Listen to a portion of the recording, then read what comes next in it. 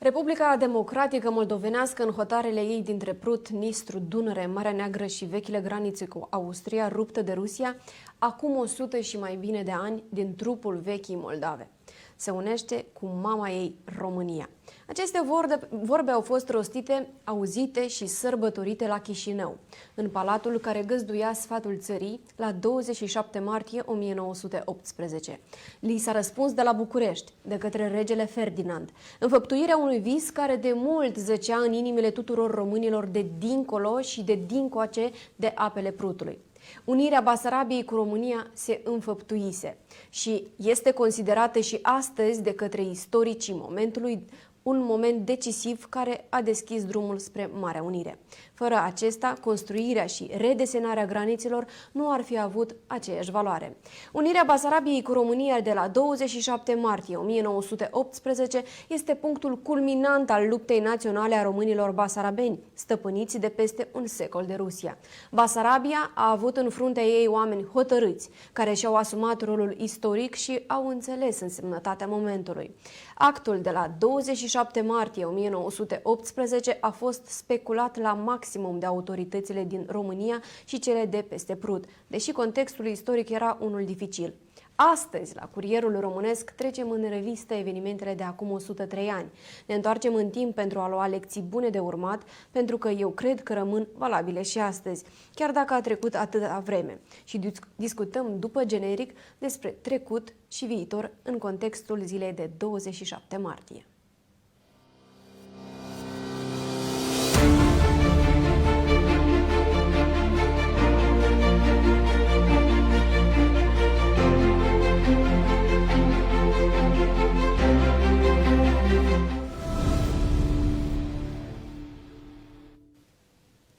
Astăzi la Curierul Românesc, domnul Constantin Corneanu, istoric și specialist în geopolitică. Bună seara și bine ați venit! Bună seara și vă mulțumesc frumos pentru invitație. Este un privilegiu de a discuta cu dumneavoastră, pentru că știu că aveți o relație specială cu Basarabia, de a discuta despre evenimentul de acum 103 ani, 27 martie 1918. Înainte de a face o incursiune, 1918, înainte de a face o incursiune în evenimentele de acum 103 ani, vreau să vă întreb ce înseamnă pentru dumneavoastră acel eveniment. Da, mulțumesc foarte mult pentru întrebare. Când a spus cuvântul relație specială, m-ați atins așa sentimental, pentru că am descoperit lumea românilor basarabeni abia când în 2004 am ajuns să lucrez în cadrul Oficiului Guvernului pentru gestionarea relațiilor cu Republica Moldova. Și am plecat de acolo cu un sentiment de insatisfacție profesională și a faptului că nu am putut să rezolvăm toate problemele așa cum ar fi trebuit și cum ar fi meritat. Și apoi am rămas implicat prin ONG-ul pe care îl conduc în problematica răsăriteană, cum îmi place mie să zic, vis-a-vis de relația română-română. Astfel încât, într-adevăr, am rămas constant și sunt preocupat constant de soarta spațiului între Prut și Nistru, cu o pasiune care nu m-am gândit că o pot avea și mă bucur că o am. Am călătorit în spațiu, am întâlnit oameni, am cunoscut oameni, iar pentru mine 27 martie 1918 sau 27 martie în fiecare an este o zi mai specială în care ne aducem aminte că avem o treabă pe care încă n-am terminat-o, să aducem acasă ceea ce este al nostru și este dreptul nostru istoric de a spune că și noi suntem acasă, acolo. Astfel încât 27 martie, dincolo de festivismele de la Bucureștiul sau din Bucureștiul anului 2021 sau 2020 sau cum dorești dumneavoastră, este ziua în care câteva generații de români basarabeni și-au împlinit în 1918 visul, iar alte câteva generații de români basarabeni își aduc mereu aminte pe 27 martie că lucrurile nu sunt împlinite și că părinților, buneilor a fost parte a acestei lumi românești și pe o conjunctură istorică, cea din iunie 1940, istoria ne-a despărțit. Din nou. Exact. Astfel încât îmi place foarte mult și e piesa pe care o iubesc cel mai mult, printre alte câteva, nu foarte multe, acea celebră melodie numită Melancolie, pe care o cântă Sofia Rotaru și mi-a plăcut foarte mult atunci când Constantin Tănase a scris despre Sofia Rotaru și Melancolie, piesă pe versul Grigore Vieru, că atunci când a cântat Melancolie la Moscova în limba română a fost a noastră, în rest a fost a lor. Deci este vorba de prezența noastră românească într-o lume rusească, într-o lume imperială, într-o lume în care și noi am jucat roluri importante, dar totuși suntem o lume distinctă românească care trebuie să vină acasă, mai ales că atunci, la 27 martie 1918, o generație de intelectuali de români basarabeni, școliți în universitățile rusești, au reușit să-și afirme identitatea națională și dorințele, cred un partid numit Partidul Național Moldovenesc, expunând o sumă de principii și în contextul Revoluției Ruse și a cucerilor democratice din acele vremuri, au putut să-și impună punctele de vedere și au putut să convingă majoritatea din Parlamentul Republicii Moldova, atunci sfatul țării, pentru a vota unirea cu condiții și mai apoi fără condiții cu România. Deci 27 martie este o zi specială în sufletul meu personal și sunt convins că și pentru toți românii basarabeni, pentru toți cei care au trăit unirea, au pătimit pentru ea, au trăit război, au pierdut pe cineva drag în spațiul dintre Prut și Nistru și în diferite formule, lagăre de concentrare, război, arestări, temnițe comuniste și mai departe.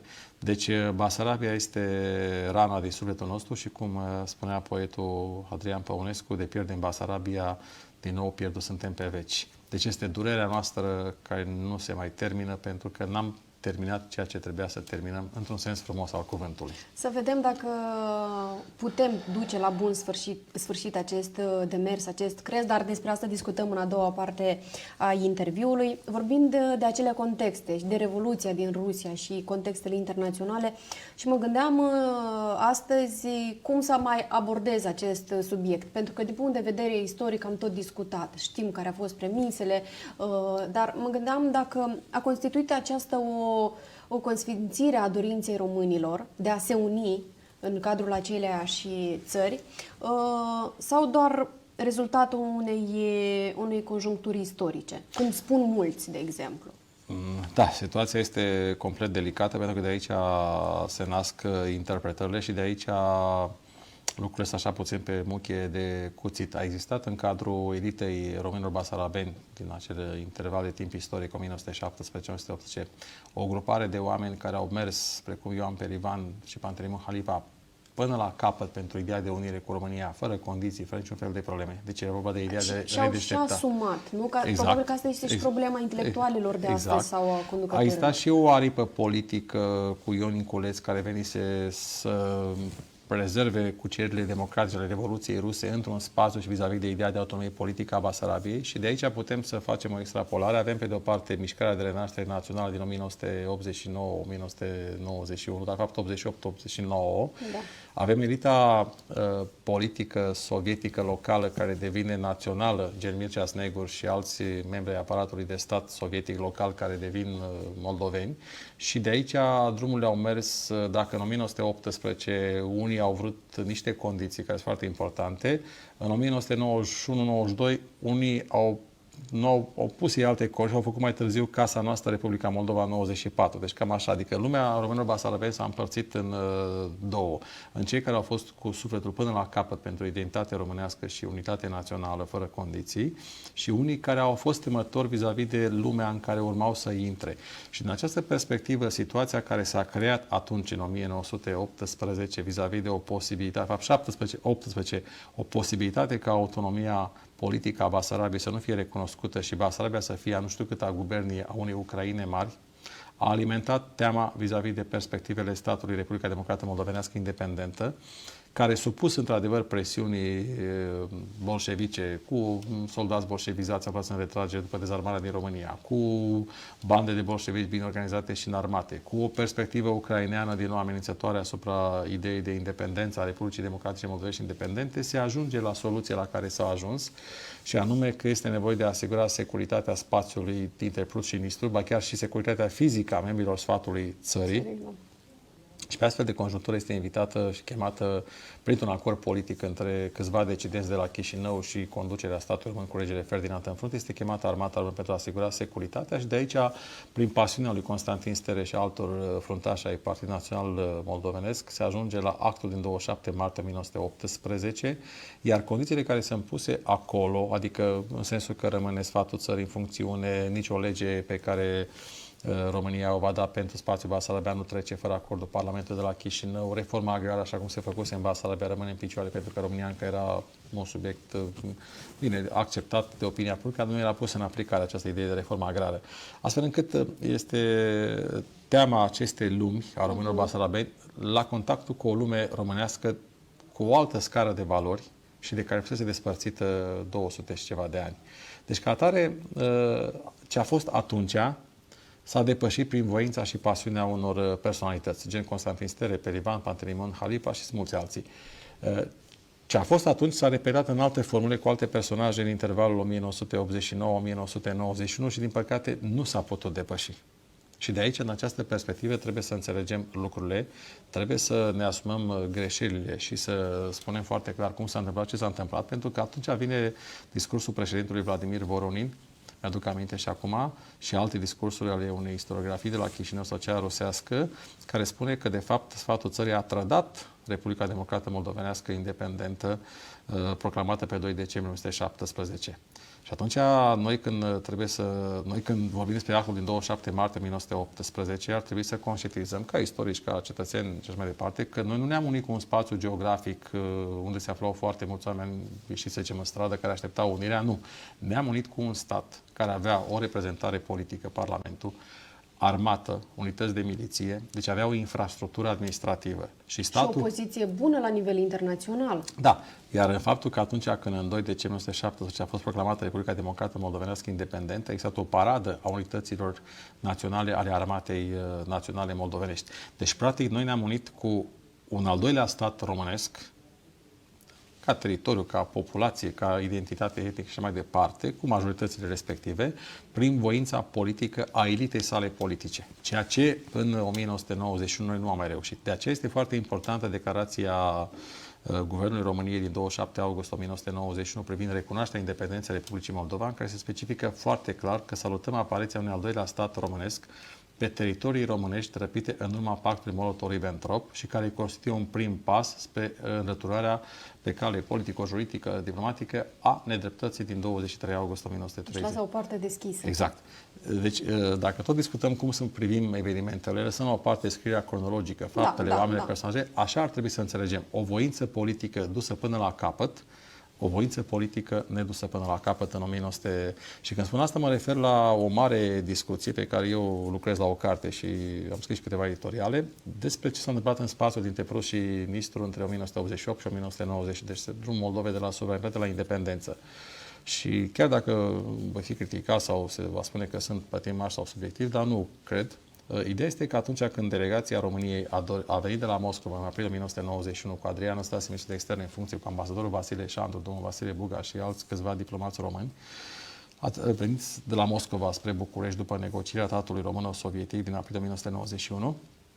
A trecut pe la Kiev și la Chișinău. La Kiev a avut discuții cu Leonid Kravciuk, care a avertizat România asupra faptului că nu trebuie să pună în discuție apartenența unor spații românești, teritorii românești, la Ucraina, care încerca să-și ducă spre independență, dovadă decembrie 1991.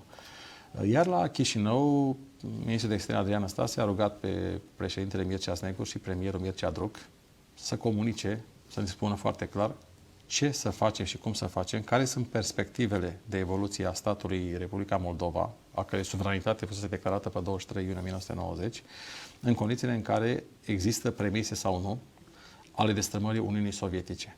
Și când spun asta, mergeam pe ideea că cei mai bine informați decât noi puteau să fie colegii, confrații noștri, frații noștri de la Chișinău, pentru că la nivelul Ministerului de Externe de la București există destul de puțină expertiză în ce privește Uniunea Sovietică și evoluțiile prezente și viitoare. Ba chiar există un brainstorming în 13 august 1990 în care ministrul de Externe Adrian Năstase trage concluzia că dispunem de foarte puține informații și nu înțelegem ce se întâmplă în Uniunea Sovietică, motiv pentru care l-a chemat pe ambasadorul Șandru la o discuție la București.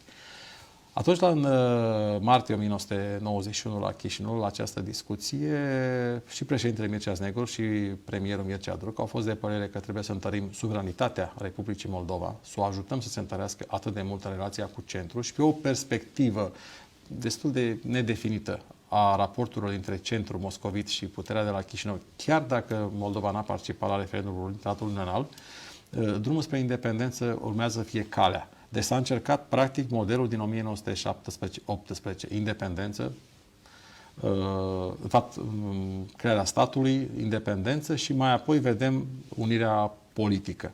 Ei, din păcate, unirea politică nu s-a mai putut face la 27 august 1991, pentru că, așa cum sunt anumite mărturii ale unor dintre cei care au fost implicați în decizii, nu a mai existat, n-a existat atâta voință politică și nici suficiente voturi ale unioniștilor, a celor care au fost precum cei din 1918, până la capăt pentru unirea politică cu România fără condiții.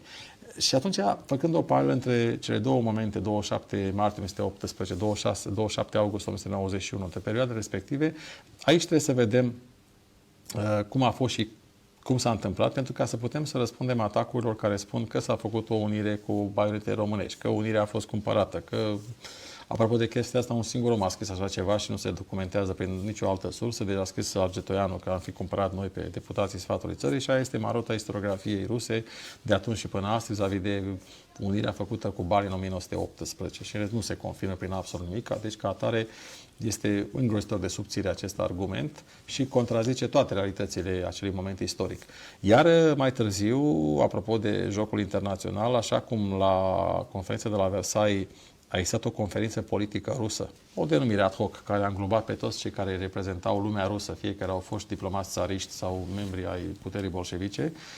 Această conferință politică rusă a fost acceptată la negocierile pe care Occidentul le-a avut în relația cu viitorul acestui spațiu care se unise în 27 martie 1918 cu România. Mai târziu a existat iarăși o încercare de a amenaja sensibilitățile Federației Ruse în anii 91-92 vis-a-vis de posibilitatea sau Uniunii Sovietice, vis-a-vis de perspectivele Republicii Moldova de unire cu România. Așa încât, recitind trecutul și cunoscând foarte bine amănuntele, putem să găsim similitudini și putem să găsim și particularități și acel ceva care să ne permită să înțelegem cum a fost, ce a fost și unde s-a greșit. Da, eu acum vă ascultam pe dumneavoastră și cumva făceam o trecere în revistă a evenimentelor marcante prin care a trecut atât Republica Moldova cât și România. Și mă gândeam că au existat foarte multe contexte favorabile unei reuniri, doar că nu au existat voință politică și personaje cheie care să e destul de cumva să discutabil. apropie aceste lucruri. Și mă gândeam odată la 27 august. Mă gândeam ulterior la poate intrarea României în Uniunea Europeană. Nu. Poate anul centenar. Nu, sau sunt prea simbolice. Nu, vă contrazic pentru că totul este discutabil. Pentru că trebuie să înțelegem că și 27 martie 1918, chiar dacă a fost făcut prin voință politică și printr-o sumă de documente cu valoare juridică pentru noi, e nevoie de recunoaștere internațională. Ori în perioada de amintit 1989 sau până 1991, pe de o parte n-a fost o voință politică la Chișinău, a fost o anumită teamă la București, teamă dictată însă de o perspectivă sumbră pentru România, un stat care se afla într-o sumă întreagă de dificultăți, într-o anumită izolare internațională din motive obiective și subiective și ceva ce lumea trebuie să înțeleagă foarte clar. Până la destrămarea Uniunii Sovietice, care nu a fost prevăzută de către analiștii serviciilor de informație occidentale sau de către lumea politică occidentală, noi nu am putut să punem în discuție pentru nimic în lume, să zicem așa, politica răsăriteană a României. Și vă dau un exemplu foarte clar. Când în februarie 1991, ministrul de externe al României, Adrian Năstase, a făcut o vizită la cartierul general NATO și a avut dialogul cu Manfred Wörner, secretarul general NATO, pe de-o parte, pe de altă parte cu oameni politici importanți din Comunitatea Economică Europeană, care conduceau afacerile externe ale acestei comunități europene, așa, viitoarea Uniune Europeană, s-a spus foarte clar și de către Manfred Wörner că nu putem să intrăm în NATO sau să accedem spre Comunitatea Economică Europeană cu toate pânzele sus, datorită existenței Uniunii Sovietice și a faptului că doresc să menajeze interesele de securitate și strategice ale Uniunii Sovietice. Lucrurile au fost foarte clare. Deși România încă din 13 decembrie 1990 a avusese o prezență la cartierul general NATO prin persoana șefului Marelui Stat Major al Armatei Române, generalul colonel Vasile Ionel. Dintr-o astfel de perspectivă trebuie să înțelegeți că abandonați între două lumi, ne-a fost foarte greu să ne descurcăm. Ba chiar s-a pus în discuție anularea vizitei președintelui Ion Iliescu la Moscova. Însă era pentru a treia oară când se anula vizita de stat de la Moscova, în condițiile în care deja existau niște rezoluții a unor grupuri de lucru de la Comitetul Central al Partidului Comunist al Uniunii Sovietice, care puneau în discuție că politica externă a României și relația între România și Republica Moldova după 1990 sunt mult mai avansate și mai periculoase pentru interesele Uniunii Sovietice decât politica lui Nicolae Ceaușescu. Deja ei percepeau politică a României după 1990 pe relația cu Republica Moldova ca o amenințare pentru interesele Moscovei. Dintr-o astfel de perspectivă trebuie să înțelegem că am căutat soluții politico-diplomatice în care am cerut sfatul și concursul politicienilor de la Chișinău. Pentru că de curând am participat la o conferință privind războiul din Transnistria în 1992 și am și scris un editorial de curând să apară săptămâna viitoare. Pot să vă spun așa în avant-premieră. El se cheamă Noi suntem acasă. Este vorba de întâlnirea din 21 martie 1992 de la București dintre președintele României, domnul Ion Iliescu, ministrul de externe Adrian Năstase, premierul Stolojan, Dan Marțian și Alexandru Bărlădeanu pe de o parte și pe de altă parte Mircea Snegur, Valeriu Moravski și Alexandru Moșanu, conducerea politică de la Chișinău, în care președintele Ion Iliescu a informat la aproape 3 săptămâni după începerea războiului de pe Nistru că România nu poate să-și permită să treacă militar Prutul în sprijinul Republicii Moldova, care toate semnalele negative din Occident că nu ni se va permite așa ceva pentru nimic în lume. Am dat un semnal politic Federației Ruse că dacă nu oprește avansul cazacilor prin Ucraina către spațiul transnistrian, România nu poate gestiona emoția publică și putem avea voluntari individual și mai departe. Și în același timp am întrebat care sunt soluțiile pe care le preconizează conducerea politică a Moldovei vis-a-vis de război din Transnistria, perspectiva Transnistriei și ce putem face fără ei, adică pentru ei, în condiții în care noi eram ferm adepții soluției politice. Ni s-a spus foarte clar, domnul Alexandru Moșan a spus foarte clar, nu avem soluție pentru Transnistria, este pierdută, dar nu putem renunța oficial, formal, niciodată la ea. Și lucrurile sunt și astăzi la fel. Din multe perspective și putem discuta acest lucru. Pe de altă parte, într-o glumă, președintele Snegur a spus că mai bine face el unirea decât Druc sau Ana Blandiana, dar cert este că reuniunea... Totuși n-a făcut-o. Iar președintele Senatului, Alexandru Bărlădeanu, a spus foarte clar, trebuie să apărăm independența Republicii Moldova cu orice preț, pentru că este drumul spre unire. Părerile erau atât de împărțite. Spre unire și recunoaștere internațională. Într-o astfel de conjunctură, România a participat la Comisia Quadripartidă, a inițiat dialogul privind conflictul transnistrian, numai că, din păcate, conducerea politică de la Chișinău, precădere în mod explicit președintele Mircea Snegur, după ce președintele Ion Iliescu sunase pe președintele Boris Elțân în iunie 1992 ca să îi roage frumos să accepte să vorbească cu Snegur ca să oprească atacul tancurilor rusești la Tighina, deci intervenție l-a găsit era undeva prin Crimea, o întreagă discuție. Cu toate acestea, președintele Mircea Snegur, după tot ce a făcut România pentru Republica Moldova, a negociat cu ușile închise relația cu Moscova și avem acordul de încetare a focului din Transnistria din iulie 1992 și România iese din peisajul politico-diplomatic al reglementării conflictului transnistrian. Și atunci, vedeți dumneavoastră, a fost un amestec între lașitate politică, incapacitate de a înțelege vremurile și practic o imposibilitate de a începe războiul pentru Basarabia cu Federația Rusă, având în spate un Occident încă fan al Uniunii Sovietice și al Federației Ruse. Pentru că și intrarea României în NATO în 1997 a fost legată de promisiunea pe care Boris Elțân, pe care Bill Clinton a făcut-o lui Boris Elțân, că nu va face extinderea NATO cât timp Boris Elțân candidează din nou la alegerile prezidențiale. Deci relația aceasta ruso-occidentală a fost peste noi, în diferite formule, iar noi ar trebui să ne upgradăm în funcție de înțelegeri, informații secrete, percepții, atitudini și mai puțin emoția publică, care nu știu unde ne-ar fi adus pe noi, în condițiile în care, și aș vrea să fac o nuanțare, Ucraina a fost de partea noastră și a Republicii Moldova până când a făcut partajarea flotei din Marea Neagră în primăvara lui 1993, după care și-a afișat pretențiile asupra spațiului transnistrian, ca și în 1917-18, pe ideea că 29% din populația transnistriei este de origine ucraineană. Deci acest complicat joc din răsărit, România cu putințele și neputințele sale a putut să facă atât cât a putut, iar Republica Moldova, prin elita sa politică, militară și de inteligență, a făcut și ea cât a putut să facă. Și vă dau așa două exemple. Gândiți-vă că pe documentare istorică au apărut de curând informații cu documente în arhivele Stasi și arhiva Mitrohin.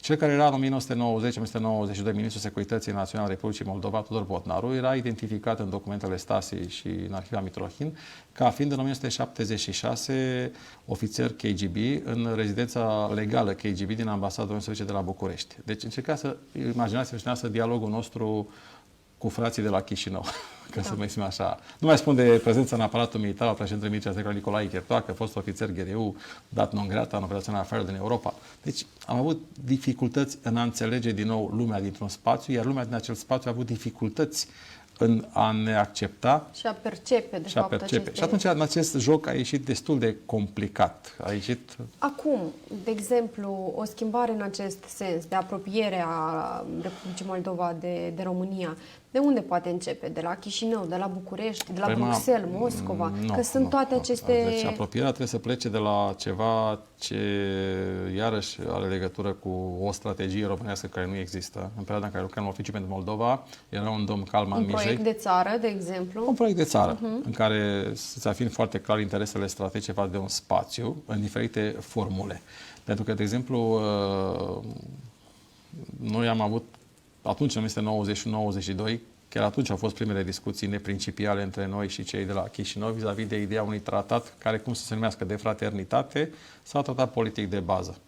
Deci problema aceea nu se... Care e diferența? Păi e foarte important, pentru că dacă ei ne acceptau tratatul de fraternitate, se făcea o upgradare a realităților de dincolo de Prut cu cele românești și încet, încet intram într-o uniune, să zicem, de perspectivă politică, juridică, o întreagă... Adică ne afișam foarte clar această idee că vom avea grijă de perspectiva statalității Republicii Moldova și ei acceptă ideea de fraternitate. Ori așa ceva nu s-a acceptat. De aici s-a luat ideea de tratat politic de bază, prin care noi să recunoaștem frontiera de pe Prut. Ori România nu poate să recunoască frontiera de pe Prut, pentru că dacă România recunoaște frontiera de pe Prut, care oricum este recunoscută ca fiind frontiera de stat între România din 1947 și Uniunea Sovietică, perioada de pace de la Paris. Ori dacă noi recunoaștem astăzi frontiera de pe Prut, recunoaștem pentru a doua oară, într-un fel anume, o statalitate pe care noi așteptăm ca ea să vină spre noi. Și atunci stataliștii Republicii Moldova, care sunt și acolo cu Națiunea Civic Moldovean și alții, vor avea încă un argument al faptului că România, care a lăsat o poartă deschisă spunând că salutăm aparițiilor de stat românești și e un pas spre lichidarea consecințelor juridice ale pactului Molotov-Ribbentrop, România așează ea singură un gard de sârmă ghimpată pe Prut, recunoscând o frontieră care este incorectă istoric. Dreaptă, da. Pentru că frontiera de pe Prut ne-a fost impusă prin Convenția de armistițiu din 12 septembrie 1944, când Occidentul, Marea Britanie, Statele Unite ale Americii și Statele Unite ale Americii au fost de acord cu Uniunea Sovietică, căreia îi recunoscuseră înainte de Teheran, iar Teheran a fost momentul zero, frontierele de dinainte de 22 iunie 1941. Și atunci era firesc ca Occidentul să fie de acord că frontiera româno-sovietică este cea din seara de 28 iunie 1940. Uniunea Sovietică a dispărut ca subiect al relațiilor internaționale, lumea se află într-o continuă schimbare, noi nu suntem agresivi, dar nu putem să recunoaștem o frontieră care este incorectă juridic și istoric. Absolut. Și de aici este o poartă deschisă pe care o elită politică de la Chișinău ar putea, într-o perspectivă în care dorește mai mult. Și aici este marea discuție. Cei de la Chișinău doresc să meargă spre o statalitate moldovenească consolidată, europenizată, intrată în Uniunea Europeană, sau acceptă adevărul istoric că pot intra în Uniunea Europeană printr-o reîntregire a spațiului românesc, sau pe o perspectivă îndepărtată trebuie să accepte că nu poți. Deci aici este lunga discuție. Este povestea din 1918. Unire cu condiții sau fără condiții. Ori acolo a fost pasiunea lui Constantin Stere, care i-a convins în noiembrie 1918 ca Republica Moldova sau Moldova-Sarabia, sfatul țării, să voteze pentru a doua unirea fără condiții. Care însemna că acceptă valorile românești fără niciun fel de condiții și că ne integrăm aceste lumi românești. Dacă ea, această lume românească, a greșit mai mult sau mai puțin în relația cu frații din români basarabeni, e un alt subiect de discuție istorică. Cu siguranță, dar mă întreb cum ar fi arătat România de astăzi fără evenimentul de acum 100 de ani, 103 ani, scuzați-mă, și cât de mult a contat voința Basarabiei și a Bucovinei către apropierea către vechiul Deci regat. a fost incompletă. Și România ar fi avut un alt destin istoric, iar voința românilor basarabeni a contat enorm, ca și a românilor bucovineni. Un prim pas. Pentru că ca un exemplu, de fapt. Nu, a fost ceva surprinzător pentru noi, pentru că noi am intrat în război pentru Transilvania, Banat, Bucovina. Imperiul țarist ne-a recunoscut încă în 1914 dreptul de a sta de vorbă privind viitorul Bucovinei, dar pe principiul naționalităților. Despre Basarabia nu s-a pus în discuție absolut niciodată problema. Iar noi, când s-au împlinit 200 de ani de la cedarea Basarabiei în 1812, deci în 1912, am încercat în diferite formule să fim solidari cu românii basarabeni, care nu puteau să se bucure în Imperiul Țarist și să fie foarte fericiți că se serba de către curtea de la Sankt Petersburg 200 de ani de când Basarabia aparține Imperiului Rus. Deci, Trebuie să înțelegem că pentru noi 27 martie 1918 a fost ceva complet neașteptat, dar nu venea așa din neavea, într-o așteptare din niște... Dar nu au fost visurile multora, au fost visurile românilor basarabeni care au forțat roata istoriei și au găsit la București susținere și îngăduință. Și bineînțeles că cea mai mare personalitate pe lângă românii basarabeni la București, de fapt la Iași, a fost Constantin Stere. Și îmi place foarte mult, are el o carte și pe copertă scria foarte frumos: aș vrea să mor, atunci când va fi să mor, aș vrea să duc cu mine 2 pietre în mormânt. Una din pușcăriile românești și una din pușcăriile rusești în care am fost pentru cauza Basarabiei. Și asta este tragedia fraților noștri din Teprut și Nistru, pentru că au fost între 2 lumi. Au fost persecutați pentru credințele lor, pentru aspirațiile lor, pentru tot ceea ce și-au dorit ei. De aceea, mișcarea de renaștere națională dintre 1917-18, apoi 1988-1991 este unică și sau sunt unice și irepetabile, fiecare în felul ei, și pot deveni un model pentru... Și, bineînțeles că ne obligă să nu uităm niciodată că au fost oameni care și-au dedicat viața acestui mare ideal al întregii țări. Este exact, și cu asta mă opresc, ce spunea Nicolae Costinu Sănească, primarul Chișinăului, când pleca pe aeroport: mă voi întoarce și este musai să ducem lucrurile până la capăt, pentru că altfel am luptat degeaba. Ori nu putem accepta că am luptat degeaba, pentru că n-am luptat degeaba. Am luptat pentru afirmarea națiunii române, pentru a spune că noi suntem acasă și a noi românii venim cu ace de Prut, și noi am fost prin sprijinul pe care l-am acordat fraților noștri dintre Prut și Nistru după 1989, am fost și noi acasă. Deci îmi place mult această formă, noi suntem acasă. Deci este o lecție foarte bună pentru contemporanietate, absolut, pentru ceea ce trebuie să se întâmple, și îmi place foarte mult, cum ați spus, să ducem la capăt ceea ce s-a întâmplat acum 103 ani. Astăzi, noua conducere de la Chișinău favorizează cumva conturarea unor relații mai strânse între București și Chișinău. Și vreau să luăm în calcul și evoluția relațiilor dintre Republica Moldova și România în ultimii ani, pentru că știm că la Chișinău nu am avut o conducere care favoriza sau încuraja aceste relații. Dar acum lucrurile s-au schimbat. Putem avea alte speranțe, alte așteptări în legătură cu acest lucru? Practic da, sau teoretic da. Practic lucrurile sunt puțin nuanțate, pentru că s-a scris și s-a vorbit că în jurul doamnei Maia Sandu, președintele Republicii Moldova, dincolo de lupta domniei sale împotriva corupției, modernizare, stat de drept și mai departe, există un grup de consilieri sau niște personaje foarte importante. Mă refer la Vladislav Kulminski, spre exemplu, fost consilier de politică externă doamnei Maia Sandu când era prim-ministru. Acum este undeva acolo, în anturajul domniei sale, ca să zic așa. Iar o persoană foarte importantă, actualul consilier prezidențial de politică externă al președintelui Republicii Moldova, cred că lucrează, dacă nu mă înșel, la acel institut în care domnul Kulminski este președinte executiv sau ceva de genul acesta. Deci ei sunt cei care cultivă un drum european, dar un drum complet separat de ideea de reîntregire cu România.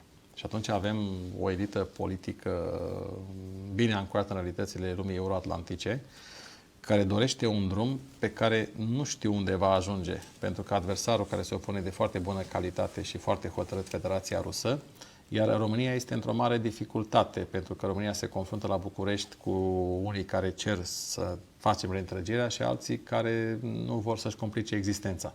Și atunci, dincolo de ajutoarele concrete, materiale, de această... Absolut, nu contestăm asta. Deci, dincolo de chestia asta că ajutăm pe omul simplu, că cu tare, rămâne marea discuție. Ajutăm până la capăt omul simplu. Dar în asta elita politică, unde vreți să duceți Republica Moldova? Voronic am înțeles că vrea să o ducă într-o Elveție neutră, ceea ce este aproape imposibil.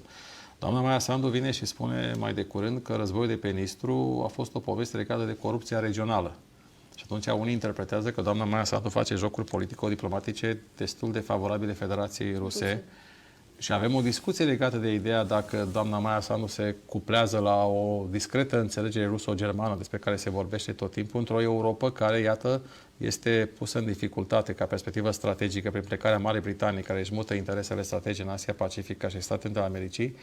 România intră într-un joc de interese al lumii euroatlantice cu baze militare americane sau NATO-americane pe teritoriul României și cu o atitudine foarte clară vis-a-vis de respectarea principiilor dreptului internațional de către Federația Rusă, care nu respectă în conflictul din Ucraina.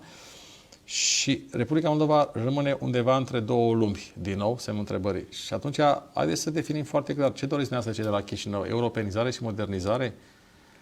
Și dacă rămâneți între două lumi și identitatea națională românească se pierde. Și de aici începe lunga discuție. De fapt, ce vreți? Vreți să rămâneți undeva unde nu se știe unde veți ajunge sau vreți să veniți acasă în final? Dar astea sunt întrebări foarte bune, dar cine trebuie să le inițieze? Păi, în primul rând, Bucureștiul, mai că din păcate Bucureștiul... Că eu nu am mai auzit, de exemplu, pe agenda politică, în ultimii 2 ani de la centenar, nu am mai auzit nimic despre Basarabia sau problematica. Păi da, pentru că a fost o joacă acest așa, subiect. Deci a fost o joacă atunci, în 2018, în care toată lumea s-a agitat. Mi-a plăcut foarte mult. Atunci a fost un moment politic formidabil în care fostul președinte al Partidului Social Democrat, domnul Dragnea, pe conjunctura în care unii se stădeau în Parlament să scrie o rezoluție, m-a zis foarte simplu și franc, mai așa mai de la țară, dom'le, dacă vreți unirea, veniți, noi vă așteptăm. Da. Ori, dincolo de această declarație politică sau apel, care poți să-l iei cum dorești, este vorba de un mod de a înțelege realitatea din Republica Moldova și un mod de a pune problema în mod oficial, formal. Ori România nu poate să-și permită în clipa de față, sau nu vrea pur și simplu, că poate să-și permită, nu vrea, la nivel de decident instituțional, președinte României sau lideri de partide politice parlamentare sau, să zicem, o coagulare a unui pol de discuție în societatea civilă, să pună în discuție foarte clar ideea, nu suntem revizioniști, dar vrem dreptate istorică. Pentru că altfel ai sentimentul că se agită doar o anumită parte a societății civile, o anumită parte a istoriografiei, ori decidentul politic așteaptă un semnal de unde? De la Berlin, de la Roma, de la Paris, de la New York, de unde să fie? Se vorbește mult despre faptul că undeva cândva, în 1990-91, Congresul Statelor Unite a zis să sprijinim unirea Moldovei cu România. Da, dacă citim cu atenție, acolo spune foarte clar. Dacă vor dori, merită să fie sprijiniți. Iar administrația americană nu a luat în considerare o simplă rezoluție a Congresului Statelor Unite al Americii, pentru că acolo sunt niște jocuri de putere legate de decizia politico-juridică administrativă. Și atunci, la București, în 2018, s-a făcut mult tamtam pe acest lucru, s-au făcut înfrățiri și tot felul de discuții. Da. Din păcate, ele au rămas literă moartă, pentru că în spatele acestor declarații de politică externă n-au fost niște mecanisme gândite dinainte. O strategie coerentă, mecanisme. Fundament. Exact. Și fundamentul acesta ar fi încurajat o realitate să se transforme și realitatea ducea la modificare la un moment dat sau la pur și simplu upgradarea conștiinței care devenea mai îngăduitoare față de niște realități. Eu chiar am dat un interviu de curând și urma să apară, cred că mâine sau pe mine, în care am fost întrebat care ar fi cele 3 idei pe care le-aș propune dacă un decident politic în România m-ar întreba în legătură cu această relație română-română și una dintre ideile mele a fost că în primul rând trebuie să modificăm legea cetățeniei astfel încât toți cei care s-au născut în spațiul basarabean înainte de 28 iunie, sau de fapt după, și înainte și după, pentru că e vorba de plecare, revenire și mai departe războiul, urmașul major trebuie să fie, să aibă acces mult mai ușor la legea, la cetățenia română, chiar și cetățenii de altă etnie, minorități din Republica Moldova de astăzi, pentru ca să înțeleagă că România are grijă și are o datorie istorică și are grijă de datoria sa istorică față de oamenii din acest spațiu. Exact, măcar prin acest lucru exact. să-și arate. Adică este o dovadă a faptului că noi n-am uitat nimic și mai departe avem noi mecanismele necesare ca niște cetățeni din Republica Moldova deveniți cetățeni români, indiferent de etnie, și care se comportă neserios în relația cu ideea de cetățean român, să-i pedepsim noi după legile României. Dar asta e altă discuție.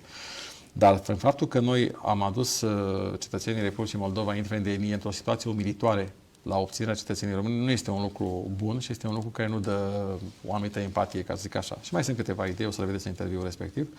Deci, ca atare, este nevoie ca la București să se pună problema. Eu am pus problema în 2013, am declarat că trebuie să avem un preambul în Constituția României, precum era preambulul din Constituția Germaniei Federale din 49, prin care poporul german era mandatat de cei care au scris Constituția, o formulă, să nu uite niciodată că trebuie să facă reîntregirea Germaniei. Cred că o astfel de formulă ar fi fost nimerită să existe și în Constituția României. Știu că astăzi, mă rog, sunt lideri în Partidul Politic Aur, s-au ocupat de această problemă cu strângere de semnături. Chiar eu personal am avut un dialog cu domnul Alexandru Tănase pe mail, în sensul că am scris mandatat să iau legătura cu domnia sa pentru a discuta acest aspect de natură juridică constituțională. N-am primit niciodată un răspuns la mail și povestea s-a dus în derizoriu. Deci rezultă că și la București, ca și la Chișinău, avem probleme cu înțelegerea și cu ceea ce vrem să facem cu adevărat. Apropo de ceea ce vrem să facem cu adevărat, eu închei interviul de astăzi cu câteva întrebări clasice pe care le acord tuturor invitaților mei și vă întreb și pe dumneavoastră care este proiectul de țară cu care România este datoare. proiectul de țară pe care îl merită România și pe care și l-ar dori românii? Eu cred că proiectul nostru de țară trebuie să fie reîntregirea țării și automat, dacă nu putem acum, să rămână o perspectivă strategică, ca o perspectivă, dar în același timp, în cadrul acestei perspective strategice de reîntregire a țării și de înlăturarea nedreptăților noastre, să avem grijă de identitatea românească, de cultura românească, de limba românească în spațiile pierdute în iulie 1940 și acolo unde avem probleme. Pentru că dacă nu avem acest proiect de reîntregire a țării, înseamnă că vorbim degeaba despre România Mare din 1918, degeaba scriem cărți, degeaba ne lăudăm, degeaba avem o istoriografie dedicată acestui subiect al României Mari, pentru că se dovedește că nu suntem în stare să apărăm ceea ce am cucerit cu atâta sacrificiu și atâta jertfă. Și o concluzie. Ce moștenire lasă românii, astăzi României? Românii Mi-e greu să zic, da. Știți? Că eu o privesc în ansamblu. Da, Pentru mine există o țară. Adică Republica Moldova e un stat artificial. Nu, e un al doilea stat românesc născut într-o conjunctură istorică, pământul românesc. Eu cred că în clipa de față noi nu trebuie să upgradăm, să abdicăm de la, sau să abjurăm de la ideea că trebuie să ne cunoaștem istoria, să ne respectăm și numele istoriei care ne dă demnitate în raporturile cu toți aliații noștri europeni și euroatlantici. Noi avem nevoie să fim alături de frații noștri dintre Prut și Nistru și chiar și dincolo de Nistru, pentru că și acolo e o lungă discuție referitoare la Toma Jalbă, care avea legitimitate politică în sfatul țării și care ne întreba pe noi cui ne lăsați, fraților. Și de aici, vrem, nu vrem, ne învârtim în jurul ideii de istorie și de demnitate națională, dincolo de modernizare, de europenizare, de educație, tot ce doriți dumneavoastră, spitale și mai departe. Avem nevoie să lăsăm moștenire generațiilor prezente și viitoare, noi cei care am participat în diferite formule la existența statului român, credința că trebuie să ducem la bun sfârșit ideea de reîntregire a spațiului și a neamului românesc, apoi să-l modernizăm, să-l educăm, să-l așezăm acolo unde trebuie și unde merită în această lume euroatlantică sau în tot acest univers al secolului 21. O concluzie mai bine punctată, nici nu știu dacă se putea face. Domnul Corneanu, vă mulțumesc tare mult că mi-ați dat ocazia să discutăm despre evenimentul de acum 103 ani și să-l transpunem, de fapt, în contextul actual și cu siguranță mi-am notat aici, în timpul discuției noastre, câteva subiecte pe care cu siguranță le vom discuta. Mai vreau să spun un singur lucru. Îmi place foarte mult de melodia aceea pe versurile de Ian Păunescu, o cântă Tatiana Steva, baladă pentru Basarabia, finalul. De mai pierdem Basarabia odată, pierdut suntem pe veci. Așa este, așa este. Știu melodia și suntem susțin... pe muche de cuțit. O pierdem sau nu o pierdem? Cu siguranță. Eu, de fapt, mi-am adus acum aminte și o să-l rog pe Ștefan, colegul nostru, să mă mai rabde 2 minute, să vă mai întreb o chestiune foarte importantă. Dacă astăzi se mai conturează o generație a reunirii? În principiu, da, dar ea trebuie să fie, dincolo de pregătirea ei profesională, intelectuală, mai parte, trebuie să fie upgradată la niște valori naționale, să fie hrănită cu niște valori naționale și să fie conștientă de sacrificiul pe care și-l asumă în timpul vieții lor și pentru urmași, pentru că nu putem face peste noapte niște lucruri, dacă am putea să le facem ar fi grozav. Se conturează mai greu, însă este nevoie de mai puțin orgoliu și de mai multă înțelegere că fiecare dintre noi, ca și cei din 1918, ca și cei din 89 la și Chișinău, de educație corectă, zic. Au însemnat și au făcut câte ceva. Am văzut niște lucruri care nu mi-au plăcut, știu despre niște treburi care țin de orgoliu, dar haideți să dăm mână cu mână, cei cu inima română, și să împingem lucrurile mai departe spre o mare idee, reîntregirea neamului și a țării românești. Cu siguranță, vă mulțumesc, iar tuturor celor care ne-au urmărit astăzi, cu siguranță au tras anumite învățăminte. Eu, cel puțin, am învățat astăzi că avem nevoie de o strategie, că trebuie să avem grijă de moștenirea noastră culturală, de identitatea noastră națională, atât aici, în România, cât și peste Prut, cu siguranță, și vă invit să marcăm cum se cuvine această frumoasă zi care ne-a adus unde suntem astăzi. Toate cele bune!